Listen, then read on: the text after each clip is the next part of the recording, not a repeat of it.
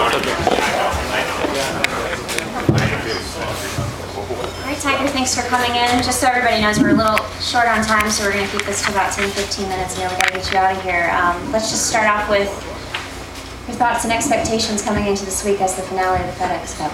Yeah, it's been a good year so far, and culminating here at Eastlake.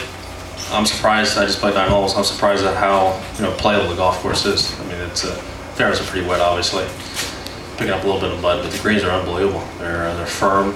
They're rolling out. What they did with putting sub-air on these greens is it's pretty impressive.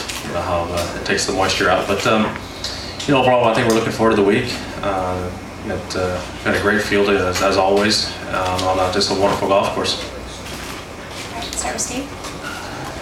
We might have to go all the way back to Las Vegas in the first one to get an answer for this, but have you ever thought about money standing over a putt in a pro event, and what is a possibility of $11.35 million on the 18th green here on Sunday do to you? You don't look at it like that. Even when I was playing my rookie season, you just looked at it just trying to beat everybody in the field, and that would kind of take care of itself. And you look at the time, I was always looking at the money list there because I was trying to get the top 150, trying to get all unlimited exemptions the following year. But other than that, it was just you play as hard as you can, and then at the end, then you take a look at it. But when you're inside the ropes, you don't look at it like that. You look at just how can I place the ball, and how can I beat these guys.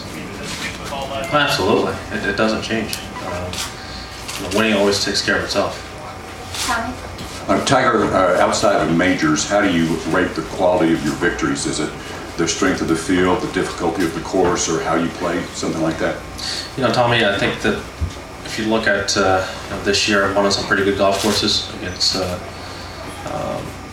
think, some pretty good fields, and that's something that I've always been proud of. If you can beat some of the tougher fields of the year. Obviously, not winning a major, that's most of the best fields that we get.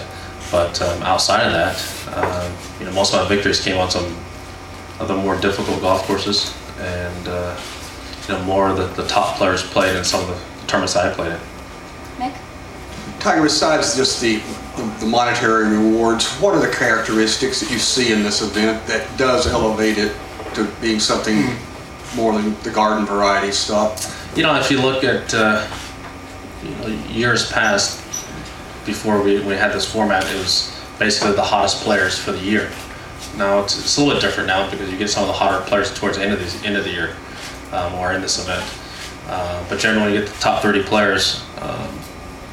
You've had, most of these guys have had just very consistent seasons, and equating to the old money list.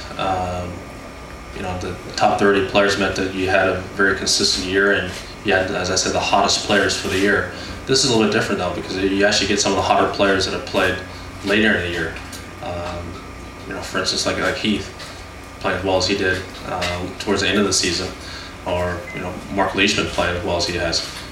So you get some of the hotter players who are playing right now. It adds for a little bit more excitement.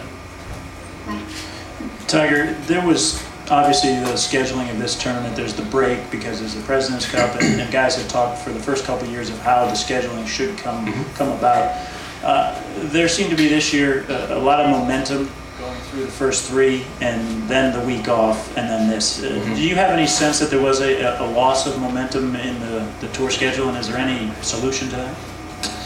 The guys have talked about it, I think, since the inception of how to go about it. 3 in a row, or 2 on, 1 off, 2 on. Just trying to get the right balance. This year, I think it worked out pretty good.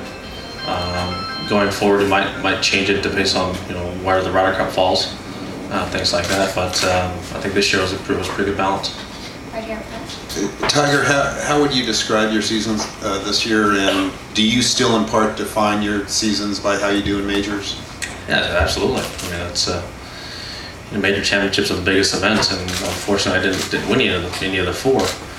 But as far as this season, it's certainly been one of my most consistent seasons I've ever had. Have this many high finishes, it's I think it's pretty good.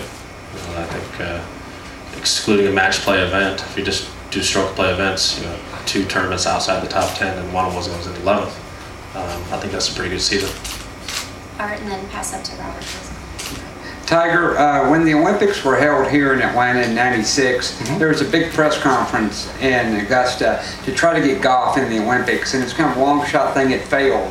Now America has a strong chance to get in the Olympics this year. Golf is a very strong chance to get in the Olympics for the 2016. Do you think it's been kind of an evolutionary path, maybe?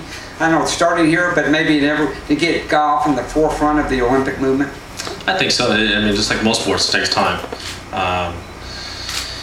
Golf, I think, is a wonderful sport to have in the Olympics just because of the history and the tradition of sportsmanship, how we play the game, the etiquette.